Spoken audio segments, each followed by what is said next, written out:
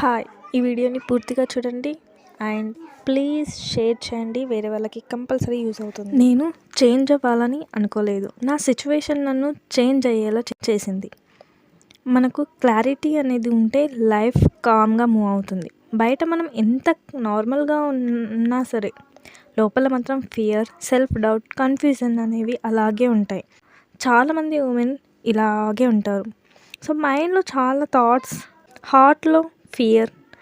So next ఏం చేయాలి ఏంటనేది క్లారిటీ అనేది ఉండదు. స్ట్రాంగ్గా ఉండాలి అనుకుంటారు, కానీ డైలీ డెసిషన్లో సెల్ఫ్ డౌట్ మాత్రం అలాగే ఉంటుంది. నేను వాళ్ళకి మోటివేషన్తో పాటు క్లారిటీ అనేది క్రియేట్ చేస్తాను. క్లారిటీ వచ్చినప్పుడు ఫియర్ తగ్గుతుంది. ఫియర్ తగ్గితే కాన్ఫిడెన్స్ అనేది ఆటోమేటిక్గా పెరుగుతుంది. నేను ఉమెన్కి చాలా సింపుల్ వేలో గైడెన్స్ ఇస్తాను.